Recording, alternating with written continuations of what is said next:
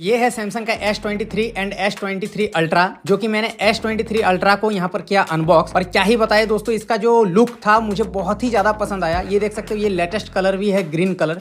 और इसको मैंने किया फर्स्ट बूट ऑन, और ये देख सकते हो सैमसंग गैलेक्सी मेरे सामने आ गया है। मुझे इसका लुक बहुत पसंद आया और इसको मैंने क्विकली किया सेटअप। और ये देख सकते हो बहुत ही ज़्यादा खूबसूरत था। और मैं गया था स्पेशली इसका कैमरा टेस्ट करने के लिए, क्योंकि ये 200 मेगापिक्सल कैमरे के साथ आया हुआ है। तो इसके यहाँ पर देख सकते हो मैंने कुछ सेल्फीज लिया और ये देख सकते हो क्वालिटी आप लोग कमेंट पर बता कैसा लगा। एंड आप लोग इस वीडियो को लाइक एंड चैनल को सब्सक्राइब जरूर करना।